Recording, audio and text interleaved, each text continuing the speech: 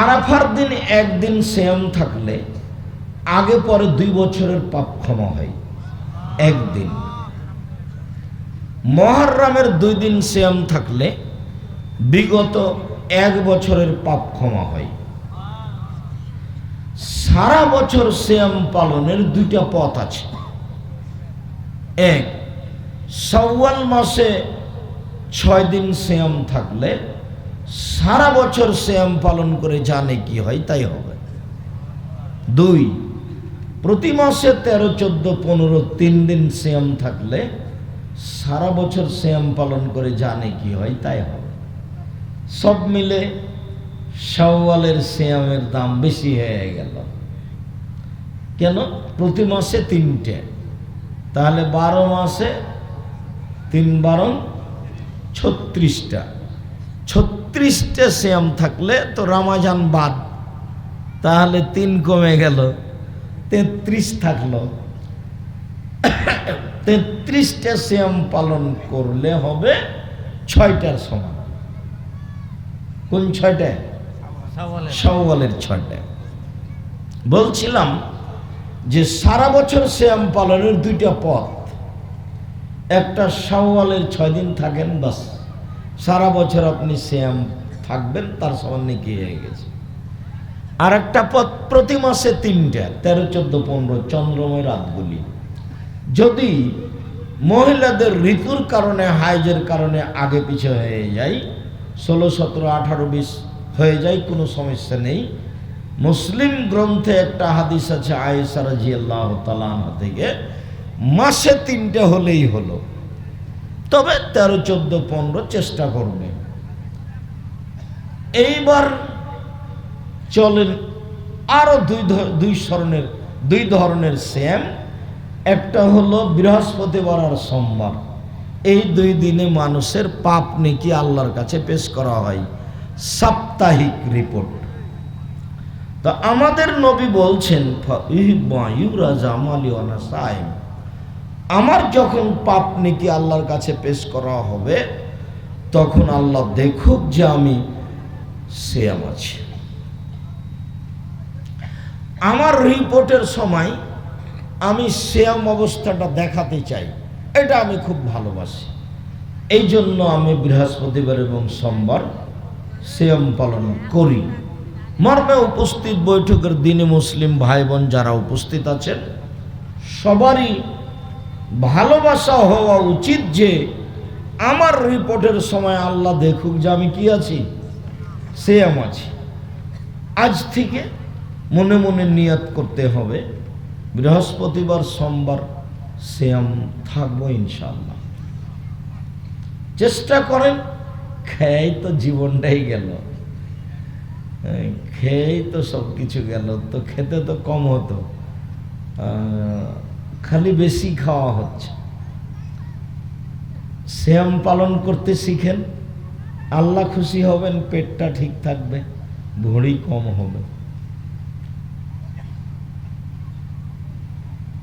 বৃহস্পতিবার সোমবার সারা বছরের পাপ নেকি রিপোর্ট পেশ করা হয় শাবান মাসে। তো আমাদের নবীর জানা ছিল না সেই দিন কোন দিন, যার কারণে তিনি বেশি বেশি শাবান মাসে সিয়াম পালন করতেন। ওসামা ইবনে যায়েদ বলছেন, আচ্ছা আল্লাহর নবী, আরাকা তাসুমু ফি শাহরিন মিনাস শুহুরি মা তাসুমু শাবানা। আচ্ছা আল্লাহর নবী, শাবান মাসে আপনাকে যত সিয়াম পালন করতে দেখি, অন্য মাসে তো দেখি না, এটার কারণ কি? আপনি শাবান মাসে এত সিয়াম পালন করেন কেন? উত্তর শোনো, শাবান বাইনা রমাদান ও এই গত মাসটা কি গেল, রজব। শাবান বাইনা রজব ও রমাজান, শাবান মাসটা রজব এবং রমাজানের মাঝে এমন একটা মাস, এক ফলুন্নাসান হ, মানুষ তাতে বেখিয়াল থাকে, হিসাব করে না, অথচ তুরফা আমাল ইবনে আদম ইলা রাব্বিল আলামিন, এই মাসে আদমের ছেলে মেয়ের বাৎসরিক রিপোর্ট পেশ করা হয়। অনা উহিব্ব আইরফা আমালি ওয়ানা সায়েম, আমি মোহাম্মদ সাল্লাল্লাহু আলাইহি সাল্লাম ভালোবাসি যে আমার রিপোর্ট পেশ করা হোক আল্লাহর কাছে, তখন আমি সিয়াম থাকি। তো আমাদের নবীর জানা ছিল না সেদিন কোন দিন, যার কারণে উনি রিপোর্টের দিন ধরার জন্য একটানা 15 দিন সিয়াম পালন করতে বলেছেন। আয়েশা রাদিয়াল্লাহু তাআলা আনহা বলেন, আল্লাহর নবী প্রায় পুরো শাবান সিয়াম থাকতেন। উম্মু সালমা রাদিয়াল্লাহু তাআলা আনহা বলেন, আমি পরস্পর 2 মাস সিয়াম পালন করতে দেখিনি আল্লাহর নবীকে, তবে শাবান ও রমজান শেষের দিকে 2-1টা বাদ দিতেন, তাছাড়া তিনি পুরো শাবান সিয়াম পালন করতেন রিপোর্ট ধরার আশায়। কিভাবে ভারত, বাংলাদেশ, পাকিস্তানের আলেম ওলামা জেনে নিলেন সেই দিন নাকি 15ই শাবান। তাই তারা কলকারখানা, অফিস, আদালত, কোর্ট কাচারি, শিক্ষা প্রতিষ্ঠান সব কিছু বন্ধ করে রাতে গোসল করে আতর গোলাপ মেখে দিনে সিয়াম থাকে। এমন আমল মুহাম্মদ সাল্লাল্লাহু আলাইহি সাল্লাম করেননি। আল্লাহর নবীকে ওসামা ইবনে যায়েদ বলছেন, আচ্ছা আল্লাহর নবী, আপনি শাবান মাসে এত সিয়াম থাকেন কেন? এটা জিজ্ঞাসা। তো উনি তো সবচেয়ে দামি মানুষ, উনি 15ই শাবান সিয়াম থাকবেন আর বলে দিবেন, এই দুনিয়ার পুরুষ নারী শোনো, 15ই শাবান রিপোর্ট, বৃহস্পতিবার সোমবার সাপ্তাহিক রিপোর্ট, আর বাৎসরিক রিপোর্ট কোন দিন? 15ই শাবান, বাস ফাইনাল হয়ে গেল। তো এরকম কিছু বললেন না, বলছেন আরে শোনো, শাবান মাস হচ্ছে রজব মাস আর রমজান মাসের মধ্যে, মানুষ এই মাসে বেখিয়াল থাকে, অথচ এই মাসে আদম সন্তানের পাপ নেকি পেশ করা হয় আল্লাহর নিকটে।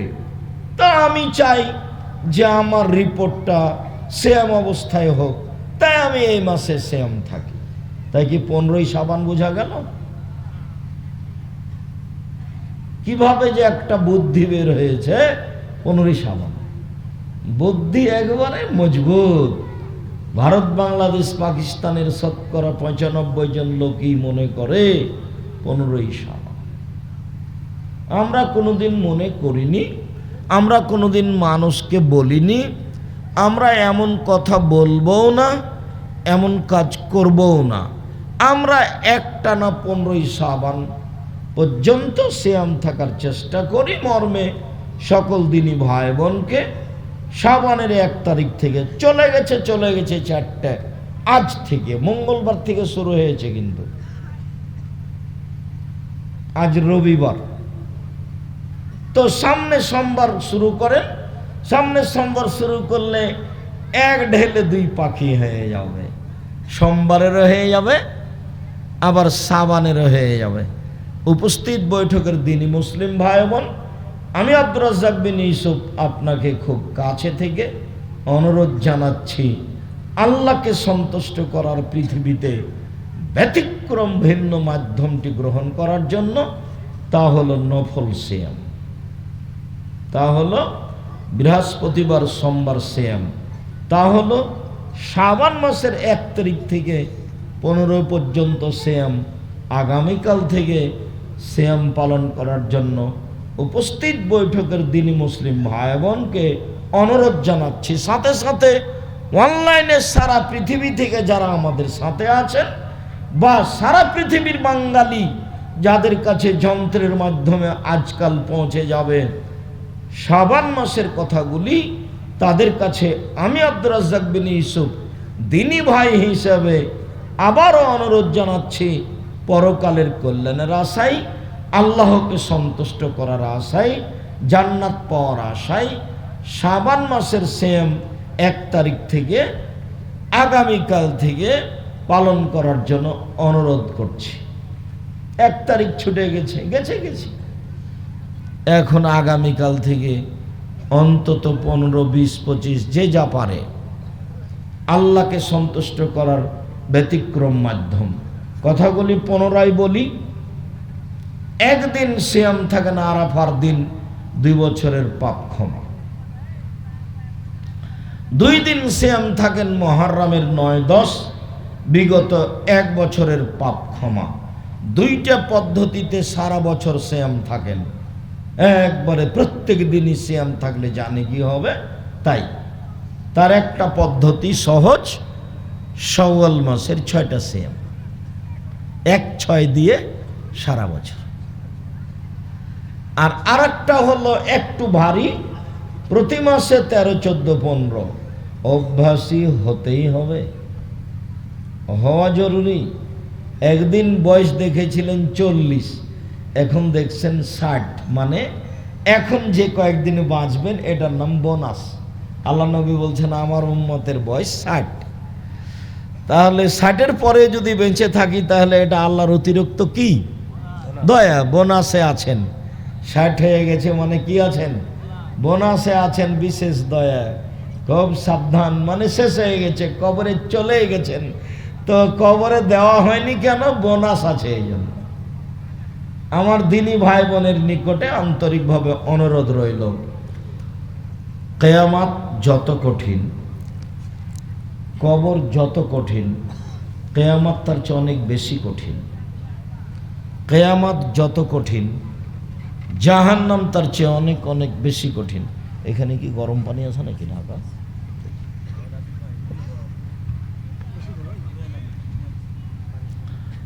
কবর যত কঠিন, কিয়ামত তার চেয়ে অনেক অনেক অনেক বেশি কঠিন। কিয়ামত যত কঠিন, জাহান্নাম তার চেয়ে অনেক অনেক অনেক বেশি কঠিন।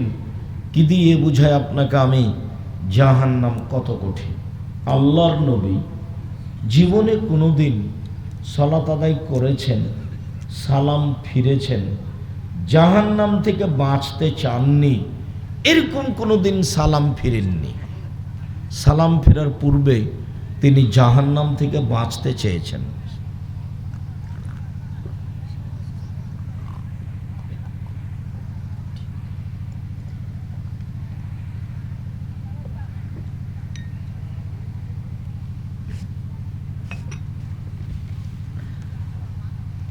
আয়েশা রাদিয়াল্লাহু তাআলা আনহা বলেন, আবু হুরায়রা রাদিয়াল্লাহু তাআলা আনহু বলেন যে আল্লাহর নবী যখন সালাম ফিরতেন, সালাম ফেরার পূর্বে দোয়ায়ে মাসুরা পড়তেন। আমরা দোয়ায়ে মাসুরার 2টা অংশ জানি। একটা অংশ হলো আল্লাহুম্মা ইন্নী যালামতু নাফসি যুলমান কাসীরা, হে আল্লাহ জীবনে খুব পাপ করেছি, ফাগফিরলি, তুমি আমাকে ক্ষমা করো। মাগফিরাতাম মিন ইনদিক, ক্ষমা তোমার পক্ষ থেকে হয়ে থাকে। ওয়ারহামনি, তুমি আমার প্রতি দয়া করো। ইন্নাকা আনতাল গফুরুর রহিম, তুমি তো ক্ষমাশীল, তুমি তো দয়াশীল, তুমি ক্ষমা করো, তুমি দয়া করো। আরেকটা অংশ আল্লাহুম্মা ইন্নী আউযু বিকা মিন আযাবি জাহান্নাম, আল্লাহ তোমার কাছে জাহান্নাম থেকে বাঁচতে চাচ্ছি। আউযু বিকা মিন আযাবিল কবর, তোমার কাছে কবরের শাস্তি থেকে বাঁচতে চাচ্ছি। আউযু বিকা মিন ফিতনাতিল মাসিহিদ দাজ্জাল, তোমার কাছে দাজ্জালের বিপদ থেকে বাঁচতে চাচ্ছি। আউযু বিকা মিন ফিতনাতিল মাহিয়া ওয়াল মামাত, ইহকালের বিপদ, পরকালের বিপদ, ইহকালের বিপদ, পরকালের বিপদ, ইহকালের সমস্যা, পরকালের সমস্যা থেকে তোমার কাছে বাঁচতে চাচ্ছি।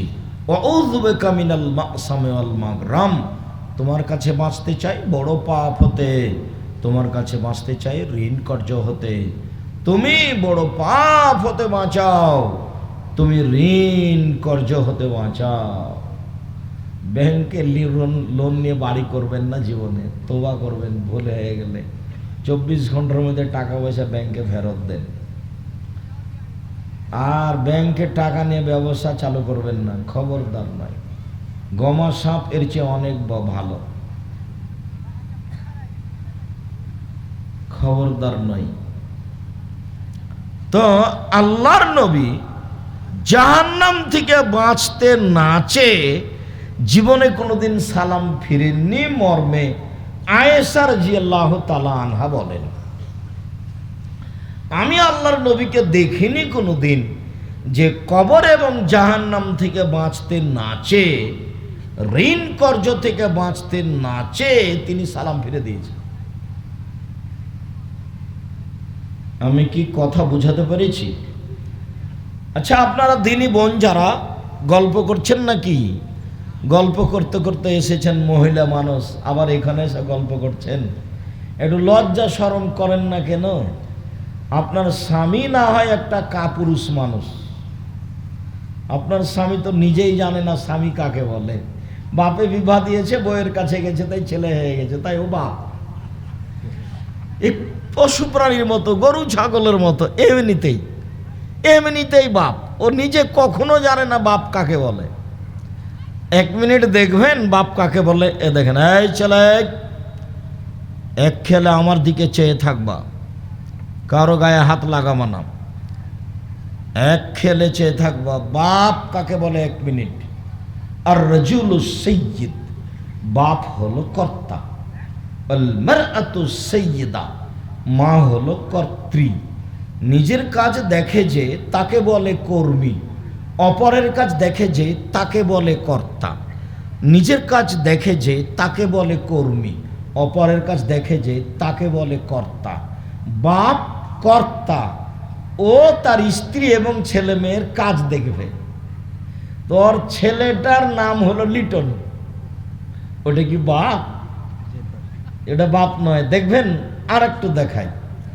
আল্লাহর নবী বলছেন, মানো ওলাদালাহু আলাদুন, কারো যদি ছেলে মেয়ে জন্ম নেয়, পালিহিসান ইসমাহু, বাপ যেন একটা সুন্দর নাম রাখে। এবার দেখেন তো বাপ কাকে বলে? বেটির নাম রত্না। ছেলে মেয়ে, ছেলেদের নাম হবে নবীগণের নাম। ছেলের নাম ইব্রাহিম, মুসা, ঈসা, আদম, সুলাইমান, দাউদ, ইয়াকুব, ইসহাক, এরকম নাম হবে।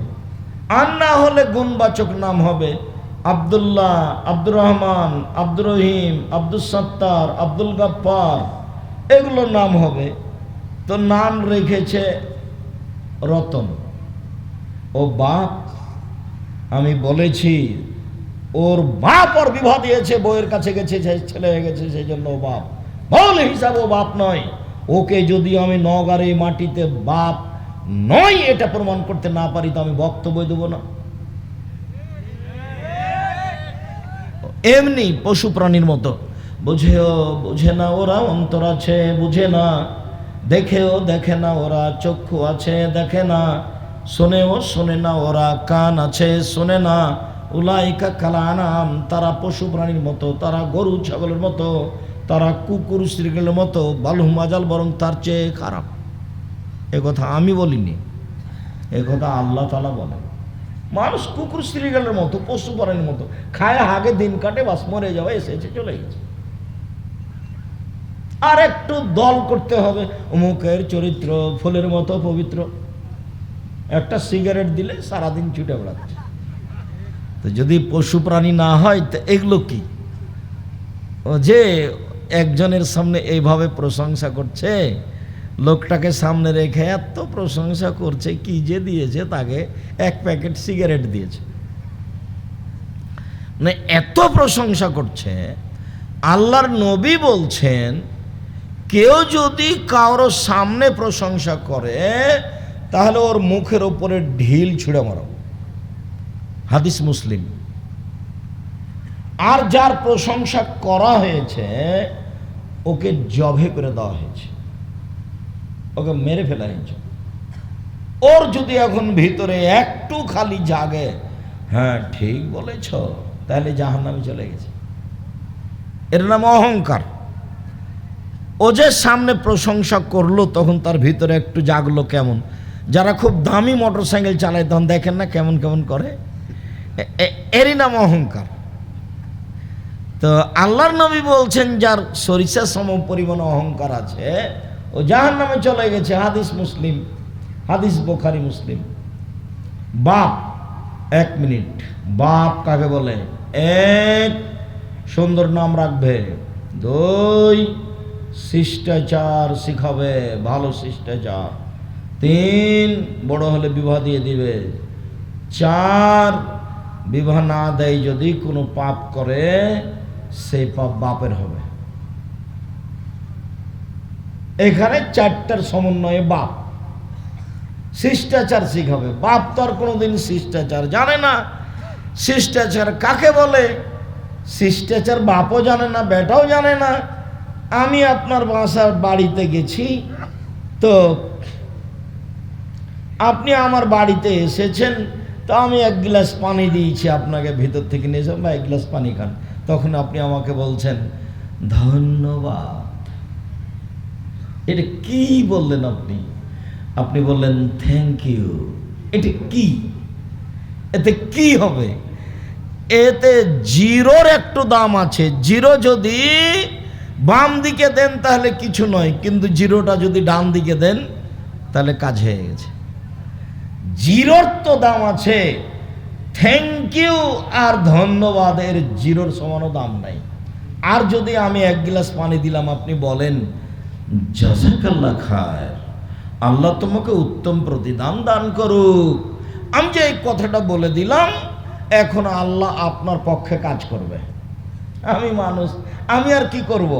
আমি এখানে নওগাঁর মাটিতে বলে দিয়েছি জাযাকাল্লাহ খায়র, আর আপনি লন্ডনে ঠেকে গেছেন, তখন ওই যে আমি জাযাকাল্লাহ খায়র বলে দিয়েছি, এখন আল্লাহ লন্ডনে আপনাকে পার করে দিয়েছেন। আমি যে জিম্মেদারি তার উপরে চাপে দিয়েছি।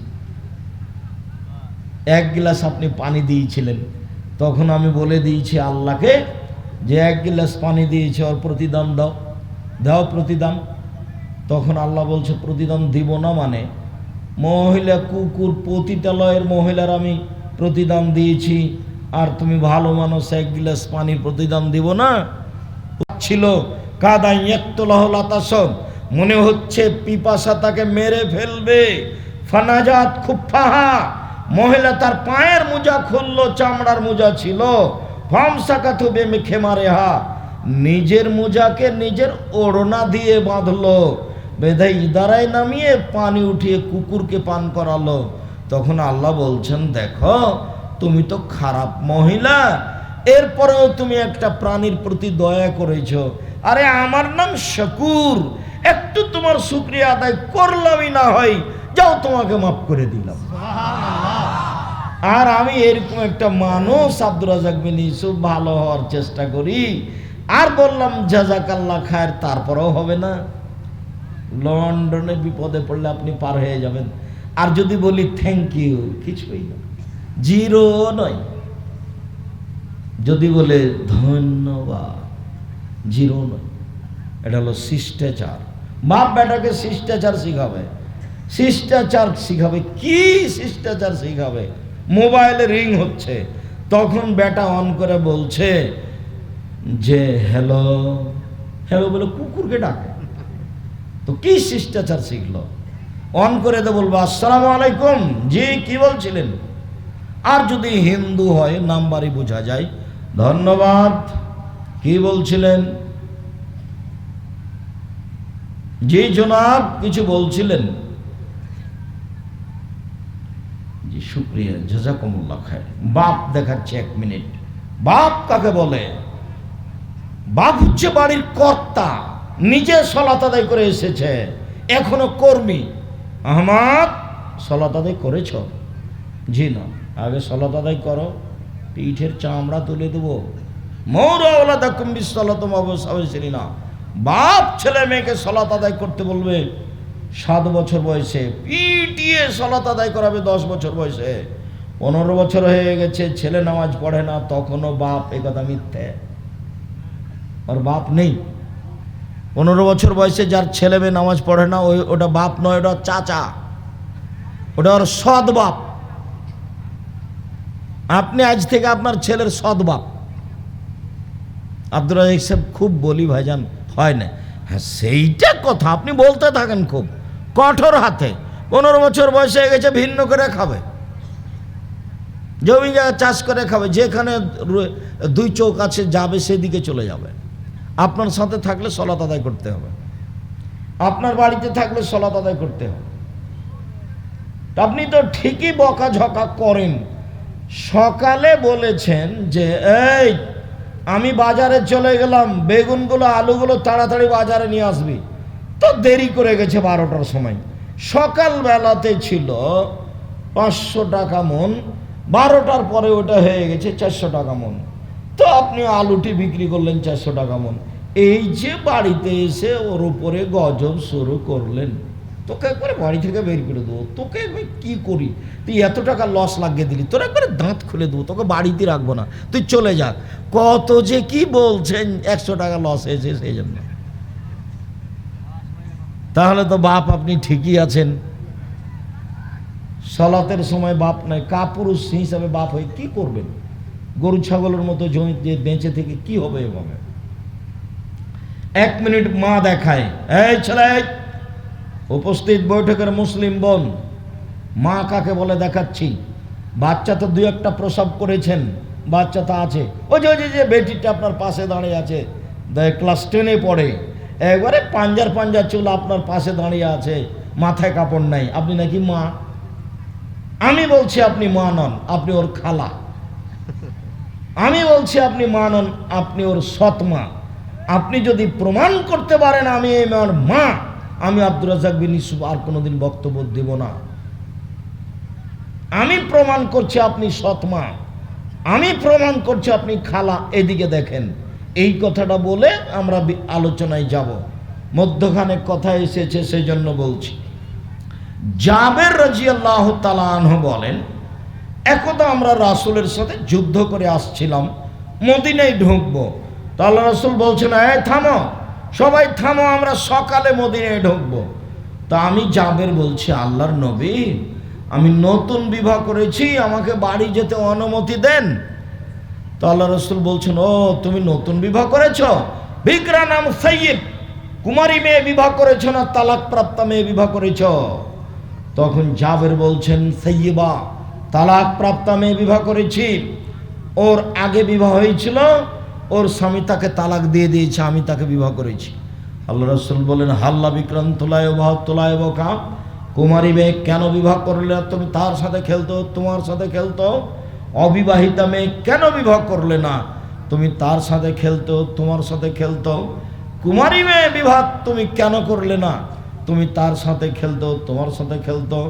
আল্লাহর নবী, আমি কুমারী মেয়ে বিবাহ করিনি 4টা কারণে, আপনি শুনুন। এই 4টাই আপনার স্ত্রীর মধ্যে থাকতে হবে। উপস্থিত বৈঠকের মুসলিম বোন, কথা বলছেন না কি? আপনার লজ্জা হয় না কেন? আপনাকে তো আমি কথা বলতে নিষেধ করলাম। আর একজন মহিলা যদি আপনার গায়ের উপরে দিয়ে চলে যায়, কথা বলবেন না। আমি খুব কষ্ট করে ঢাকা থেকে এসেছি, আর আমি আপনার জন্য এসেছি। আর একটা প্রোগ্রামের জন্য কত কষ্ট করতে হয় তা আপনি হিসাব করে দেখলেন। 4 বছর থেকে ঘুরছে, 4 বছর থেকে। তারপর আপনি সাদ করে এসেছেন, গল্প করছেন কেন, কথা বলছেন কেন? ঢং ঢং করে এসেছে, আপনার স্ত্রীরা ঢং ঢং করে চলে গেছে। আপনি কাপুরুষ, সেই জন্য এসেছে আর গেছে। আপনি একজন ঘৃণিত পুরুষ, আপনাকে আমি ঘৃণা করি, আপনাকে আমি পছন্দ করি না। স্বামী হতে হবে একবারে এরকম চোখ যেভাবে ঘুরে বউ সেভাবে চলে, তার নাম স্বামী। চোখ যেভাবে ঘুরে বউ সেভাবে চলে, তার নাম স্বামী। আল্লাহ রাসূল বলছেন, এই স্বামী হলে 5টা জিনিস লাগে। 1, যে মানের খাচ্ছ বউকে সে মানের খাওয়াবা। 2, যে মানের পড়ছো বউকে সে মানের পড়াবা। 3, বউকে কটু কথা বলবো না। 4, মারতে হলে মুখের উপরে মারবা না। 5, তোমার বউ তোমার বাড়ি ছাড়া কোথাও যেতে পারে না। মায়ের বাড়ি যেতে পারে না, খালার বাড়ি যেতে পারে না, ফুফুর বাড়ি যেতে পারে না, জরুরি দুর্ঘটনা ছাড়া বাড়ি থেকে বের হতে পারে না, তার নাম স্বামী। জরুরি ঘোষণা। স্বামী কাকে বলে? বাঘের মতো খেয়ালে থাকে যে স্ত্রীর উপর, তার নাম স্বামী। আল্লাহ নবী বলছেন, এই শোনো, স্ত্রী পরিবারের উপর থেকে লাঠি উঠিয়ে নেও, লাঠি রেডি করে রাখো। আল্লাহ রাসূল বলছেন, এই শোনো, স্ত্রী পরিবারকে কন্ট্রোল করার জন্য লাঠি ঝুলিয়ে রাখো। আল্লাহ রাসূল বলছেন, এই শোনো, প্রয়োজনে লাঠি যদি বউকে লাগে তাহলে মুখের উপরে মারিও না, মানে লাঠি লাগবে। রাসূল সাল্লাল্লাহু আলাইহি ওয়াসাল্লাম বলছেন, এই শোনো, ছেলে মেয়ে আহাল পরিবারকে পিটিয়ে ঠিক করে যখন সালাত আদায় করবে না। এগুলো আমি বলিনি একটা, এগুলো কে বলেছেন? মুহাম্মদ সাল্লাল্লাহু আলাইহি ওয়াসাল্লাম, পৃথিবীর সবচেয়ে দামি মানুষ, পৃথিবীর সবচেয়ে বড় মানুষ। এত বড় ভদ্র মানুষ পৃথিবীতে কেউ জন্ম নেননি। শুধু খালি আপনার স্ত্রীকে কন্ট্রোল করার জন্য এত কথা। আবার বলছেন, ইয়া মাশারা শাবাব, এই যুবক দল শোনো, মানিস্তাতা মিনকুমুল বাত ফালিয়াতাজাওয়াজ, যার ক্ষমতা আছে সে যেন বিবাহ করে। বউ নিয়ে আসলে ক্ষমতা হতে হবে, বাড়ি থাকতে হবে, ঘর থাকতে হবে, কন্ট্রোল করার ক্ষমতা থাকতে হবে। কোথায় যাচ্ছ তুমি? দাঁত খুলে দেবো একবারে, এরকম একটা ক্ষমতা থাকতে হবে। ফেললাম এস্তাতে, যদি না পারে তাহলে রোজা থাকবে, রোজা থেকে থেকে থেকে যৌবন ধ্বংস করবে, বিবাহ করতে পাবে না। এ কথা মুহাম্মদ সাল্লাল্লাহু আলাইহি ওয়াসাল্লাম বলেন। তাহলে আপনার মেয়ে যদি ক্লাস 10-এ পড়ে, এখানে মাথায় কাপড় দিয়ে না থাকে, আর আপনার স্ত্রী যদি এখানে থাকে, তাহলে আপনার বিবাহ করা যায় হয়নি, আপনার বিবাহ করা ঠিক হয়নি। আপনার মতো কাপুরুষ বিবাহ করেই পরিবেশটাকে নষ্ট করেছে। এখন যে মেয়েগুলি যুবতী ইন্টারমিডিয়েট পড়ে, 10-এ পড়ে, এখন বসে আছে, ও কি হিন্দুর মেয়ে? বুঝে নিলাম নওগাঁ জেলাতে হিন্দু বেশি, বুঝে নিলাম হিন্দু বেশি, এ কথা ঠিক। রাজশাহী কয়েকটা, নাটোর মিলে, চাঁপাই মিলে, নওগাঁ মিলে, তাই না? তো নওগাঁয়ে বেশি হিন্দু আমি বুঝে নিলাম। এরপরেই কই মেয়েটা হিন্দুর মেয়ে? জি না। এরপরেই কই মেয়েটা ইহুদির মেয়ে? জি না। এরপরে কই খ্রিস্টানের মেয়ে? জি না। ওটা আপনারই কাউর মেয়ে, মুসলমানের মেয়ে, ও কাপুরুষ, ওকে আমি ঘৃণা করি। মনে কিছু আর নিলে আসে যায় না। আমি আব্দুর রাজ্জাক বিন ইউসুফ জীবনে কোনোদিন সেক্রেটারি সভাপতিকে হিসাব করে জুমার খুতবা দিতে যায়নি কোনোদিন। আল্লাহ আমাকে ওইভাবে 1 মিনিটের জন্য কোনোদিন রাখেনি, 1 মিনিটের জন্য। আপনি আমাকে পথ খরচ দিবেন, কালকে পাথর দিবেন, এই হিসাব করে আমি আসিনি। পারো না, আপনাকে দিব আমি, আলহামদুলিল্লাহ। ওইভাবে আল্লাহ আমাকে রাখেইনি কোনোদিন। 32 বছর থেকে এই বক্তৃতার জগতে আছে, 32 বছর থেকে, 90 সাল থেকে, 90 সাল থেকে এখন পর্যন্ত এই 32 বছরে আমি মানুষের কাছে কোনোদিন পথ খরচ পাথেও চাইনি। আলহামদুলিল্লাহ, আমি খুব ভালো আছি। আপনাকে আমি যেভাবেই বলি, আপনি আমার দিনী ভাই, আপনাকে আমি শক্তভাবে বলে সংশোধন করতে চাই, এটা আমার জোরালো দাবি। আপনি আমার দিনী ভাই, আপনি স্বামী হবেন বাড়িতে কঠোর, যেভাবে আল্লাহর নবী বলেছেন। আমি তো পিটাতে বলিনি, আল্লাহর নবী পিটাতে বলেছেন। আমি তো লাঠি ঝুলিয়ে রাখতে বলিনি, আল্লাহর নবী বলেছেন। আমি তো পিটাতে বলিনি, আল্লাহর নবী বলেছেন। আমি তো বলিনি, এই যুবক, ক্ষমতা না থাকলে বিবাহ করবে না, এটা জরুরি আদেশ। বিবাহ করবে না তুমি, তোমার মতো কাপুরুষ বিবাহ করে কি হবে? পরিবেশ নষ্ট হবে, সমাজ নষ্ট হবে, স্ত্রীকে কন্ট্রোল করতে পারবে না, মেয়েকে কন্ট্রোল করতে পারবে না, তুমি বিবাহ করবা কেন?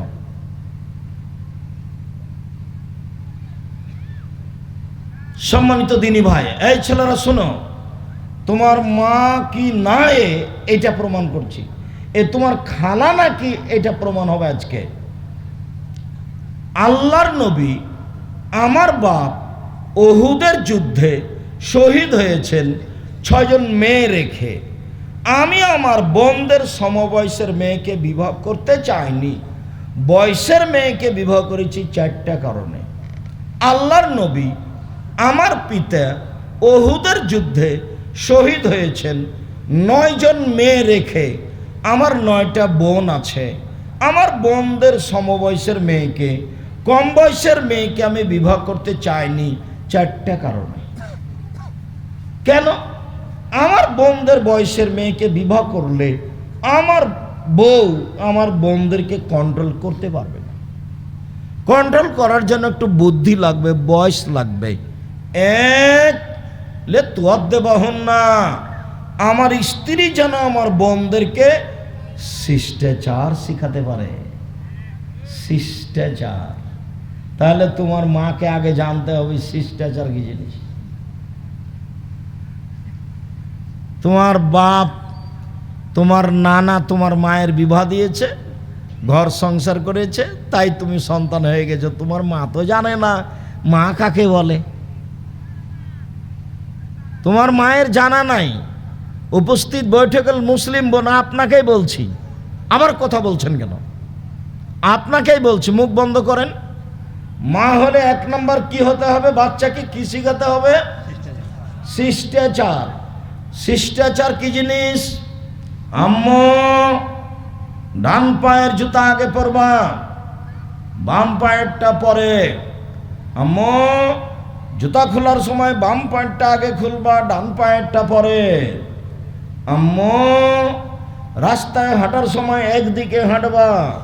আম্মু, বাড়ি থেকে বের হওয়ার সময় সালাম দিয়ে বের হবা, ভেতরে ঢোকার সময় সালাম দিয়ে ঢোকবা। আম্মু, বিছানের সময় শোয়ার সময় ডান কাতে শুইবা, দোয়া পড়ে। আম্মু, পেশাব পায়খানায় ঢুকলে, পেশাব পায়খানায় শয়তান থাকে, দোয়া পড়ে ঢুকবা। শিষ্টাচার। আম্মু, মোবাইলে রিং হলে কখনো হ্যালো বলো না, হ্যালো বলে কুকুরকে ডাকে অন করে দে, বলবে আসসালামু আলাইকুম। আম্মু, কেউ যদি কিছু তোমাকে দেয়, তোমার পেন্সিলটার কলমটা পড়ে গেছিল, তার একটা মেয়ে তোমাকে তুলে দিয়েছে, তখন তুমি বলো না থ্যাংক ইউ, তখন তুমি বলিও জাযাকাল্লাহ খাইর। শিষ্টাচার। মাকে তো শিষ্টাচার শিখতে হবে। জীবিকা নির্বাহ কিন্তু গরু ছাগলের মতো হচ্ছে এমনিতেই, বুঝতে পারছেন তো? প্রায় সবারই এমনিতে জীবন চলছে পশু প্রাণীর মতো। বুঝেও বুঝে না, ওরা অন্তর আছে বুঝে না, দেখেও দেখে না, ওরা চক্ষু আছে দেখে না, দেখা দরকার ছিল, শোনেও শোনে না, ওরা কান আছে শোনে না। উলাইকা কাল আনাম, তারা পশু প্রাণীর মতো, তারা গরু ছাগলের মতো, তারা কুকুর শ্রেণীর মতো, বালু মাজাল বরং তার চেয়ে খারাপ। এমনিতেই জীবন কাটছে, এমনিতেই। না বাপ জানে, না বেটা জানে, না মা জানে, না বেটি জানে, রান্না করে খায় আর হাগে, এইভাবেই চলছে। আর মাঝে মধ্যে স্বামী স্ত্রী মিলে ঝগড়া করে। মরে গেলে ছেলে মেয়ে জমি ভাগ করা নিয়ে মারামারি করে। আমাদের গ্রামে বাপ মারার পরে জমি ভাগ করছিল, তাই ঢেঁকি মারামারি করে ভাগ করেছে, কেটে কেটে ভাগ করে নিয়েছে। এটা হলো ফলাফল। কি শিখালো বাপ আর কি শিখালো মা, দুইজন মিলে কেউ তো জানে না বাপ কাকে বলে, মা কাকে বলে। তাহলে আমার কথাই ঠিক, বাপে বিবাহ দিয়েছে, বইয়ের কাছে গেছে, তাই সন্তান হয়ে গেছে। বাপ কাকে বলে তার নিজেরও জানা নাই। এক, শিষ্টাচার আমার বউজন আমার বোনদেরকে শিখাতে পারে। 2, তোয়াল্লে মোহন্না, আমার স্ত্রী যেন আমার বোনদেরকে বিদ্যা শিখাতে পারে। আম্মু শোনো, রাতে সূরা মুলক পড়ে ঘুমাবা, কবরের শাস্তি হবে না। আম্মু সকালে সন্ধ্যায় ইখলাস ফালাক নাস 3 বার করে পড়বা। আম্মু রাতে যখন ঘুমাবা তখন হাত দুটি এভাবে সামনে ধরে ইখলাস ফালাক নাস এইভাবে পুরো শরীর পরে বলিয়ে নিবা। 1 বার 2 বার ইখলাস ফালাক নাস মুখ দিয়ে শুরু করে সম্পূর্ণ শরীর বলিয়ে নিবা সম্ভবপর। আর একবার ইখলাস ফালাক নাস মুখের উপর দিয়ে হাতটা এভাবে বলিয়ে নিবা। আম্মু শোনো, সূরা বাকারার শেষ 2 আয়াত যদি পড়ো তাহলে রাতে নিরাপদে থেকে যাওয়া, কেউ ক্ষতি করতে পারবে না। আর যদি আয়াতুল কুরসি পড়ো আম্মু, তাহলে শয়তান গেছে। আর আম্মু যদি ফরজ সালাতের পরে আয়াতুল কুরসি পড়ো না, তাহলে তুমি জান্নাতে চলে গেছো। আম্মু তো ঢোকনি কেন? মরনি, এই জন্য, মরলেই যাওয়া। মুহাম্মদ সাল্লাল্লাহু আলাইহি ওয়াসাল্লাম এভাবে বলছেন, আমার স্ত্রী যেন আমার বোনদেরকে বিদ্যা শিখাতে পারে, সেই জন্য আমি কম বয়সের মেয়ে বিবাহ করিনি।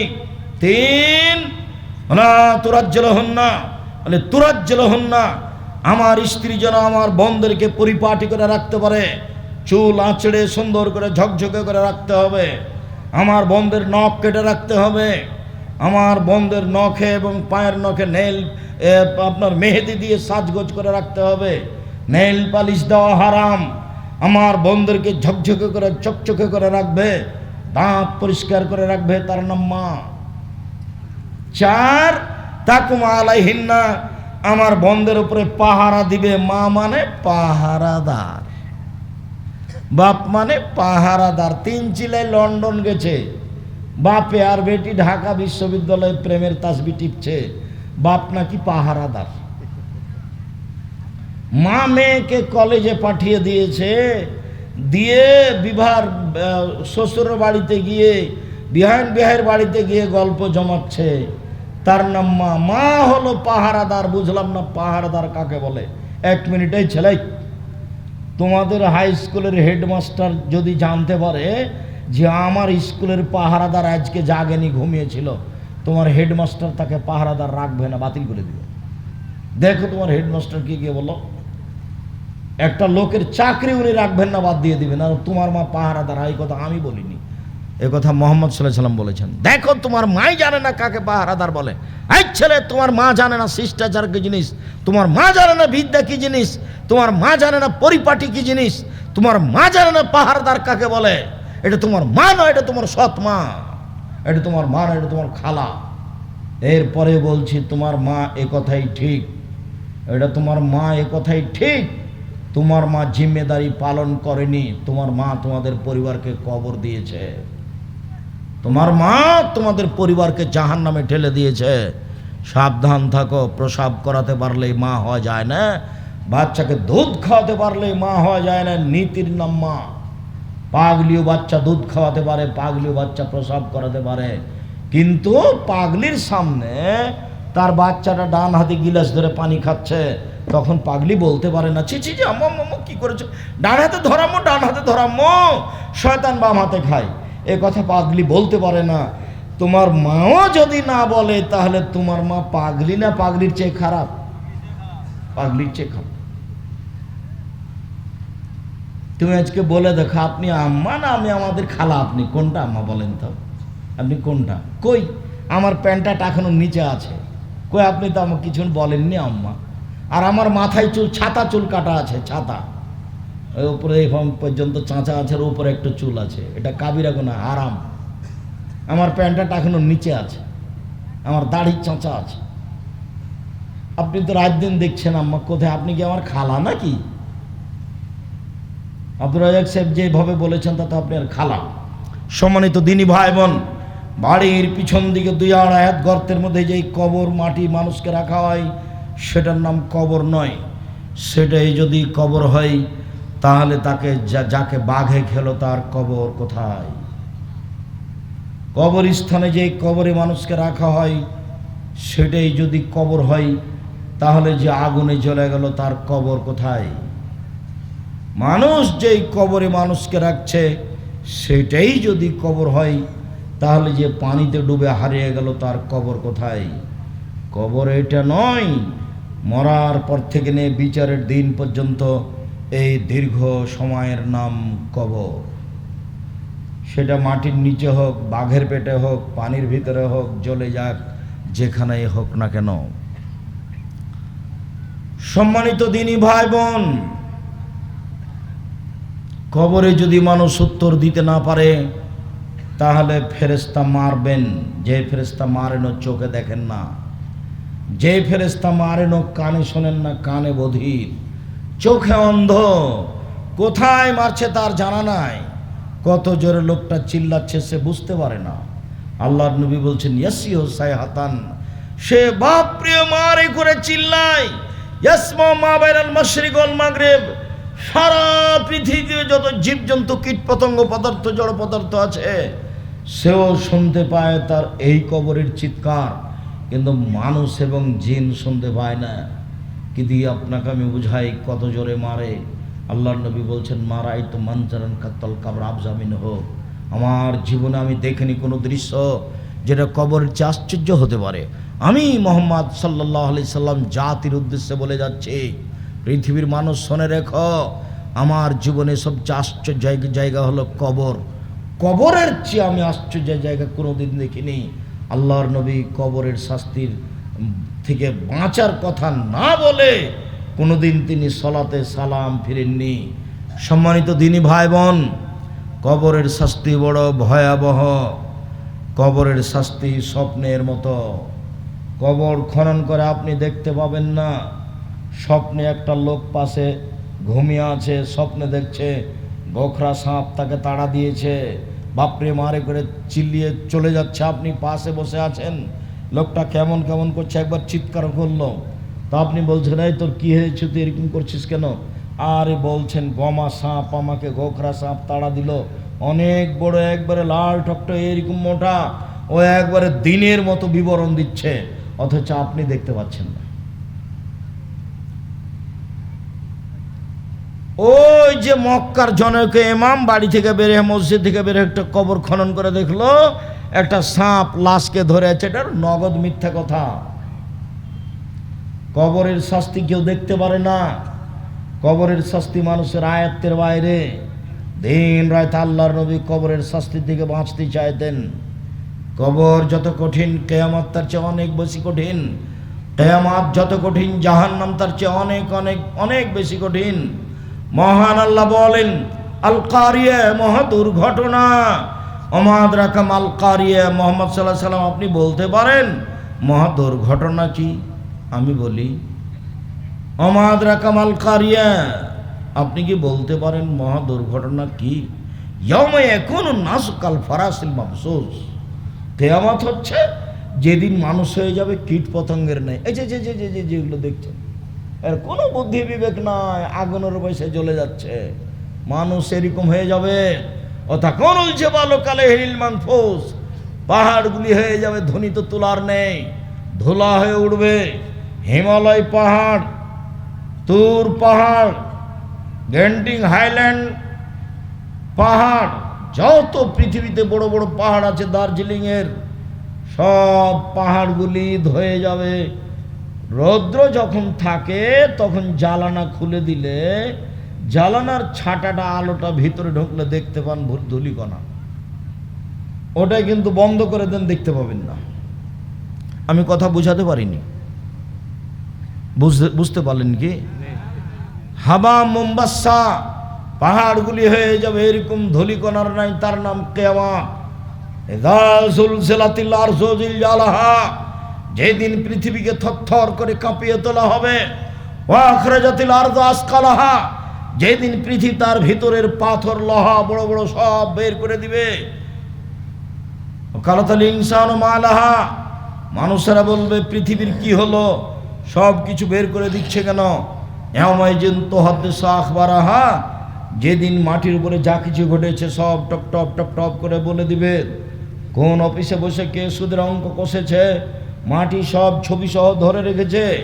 কে কখন ভাবির গায়ে হাত লাগিয়েছে, বান্ধবীর গায়ে হাত লাগিয়েছে, কোন অবস্থায় গায়ে হাত লাগিয়েছে, জেনা করেছে, ওইভাবে একবারে ছবি ধরে রেখেছে।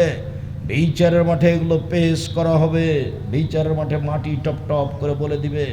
অবাক আশ্চর্য ধরনের অত্যাধুনিক যন্ত্র হলো মাটি। আল্লাহর নবী বলছেন ফাত্তাকুদ দুনিয়া ওয়াত্তাকুন নিসা, পৃথিবীর মানুষ শুনে রাখো, আমি বলছি তোমরা মহিলা থেকে বেঁচে থাকো। পৃথিবীর মানুষ, আমি বলছি তোমরা পৃথিবী থেকে বেঁচে থাকো। পৃথিবী অত্যাধুনিক যন্ত্র তোমাদের কাজকর্ম সব ধরে রেখেছে, ছবি সহ। একদিন তোমাকে বিচারের মাঠে অপমান করে দিবে। শোনো পৃথিবীর মানুষ, শুনে রেখো, 4টা পদ্ধতিতে মানুষকে অপরাধী প্রমাণ করা হবে। 1, মাটি তার সব কর্ম বলে দিবে। 2, তার হাতে একটা খাতা দেওয়া হবে আরবিতে, আরবি ভাষাও পড়তে পারবে, বুঝতে পারবে। বলবে মালে হাদাল কিতাব লা ইগাদিরু সাগীরাতান ওয়ালা কাবীরা, কি আশ্চর্য ধরনের খাতা, জীবনের বড় কথা লেখা আছে, ছোট কথা লেখা আছে। সে নিজেই পড়বে আর বলবে। আল্লাহ বলছেন আল ইয়াউমা নাখতিমু আলা আফওয়াহিম, মুখ বিচারের মাঠে সেলাই করে দেওয়া হবে, মুখে কোনো কথা হবে না। হাত টপ টপ টপ টপ করে সব কর্ম বলে দিবে। হাত আপনার উল্টা, যে হাত দিয়ে আপনি আরেকজন মহিলার গায়ে হাত লাগিয়েছেন, এ হাত কথা বলবে, কথা বলা শেষ হলে পায়ে বলবে হাত তুমি ঠিক বলেছ। মিসকালা যারাতিন খায়রা ইয়ারা মিসকালা যারাতিন শাররা ইয়ারা, যত কর্ম করেছেন টিভির পর্দার মতো সব টপ টপ টপ টপ করে ধীরে ধীরে চলে আসবে। সব দেখতে পাবেন, পুরো জীবনের কর্ম।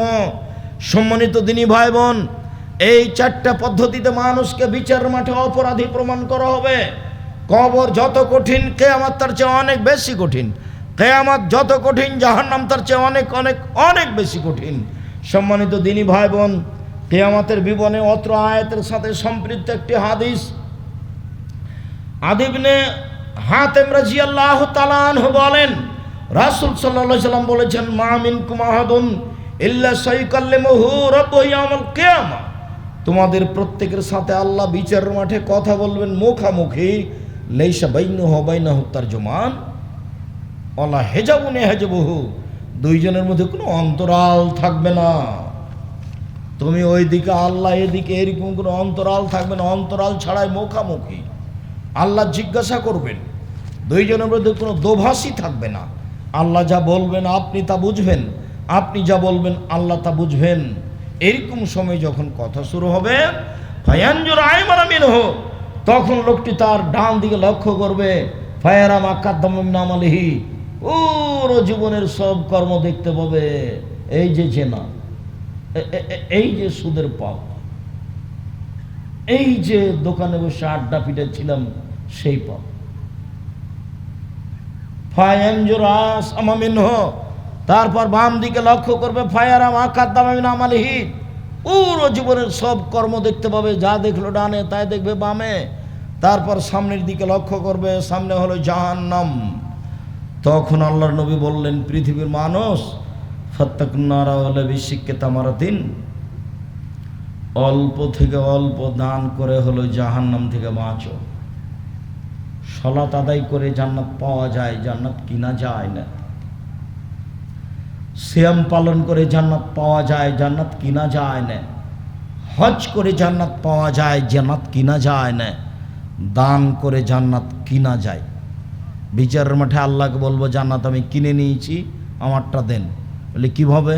আমি টাকা দিয়ে কিনে নিয়েছি, ওটা তো আমার কিনা জিনিস।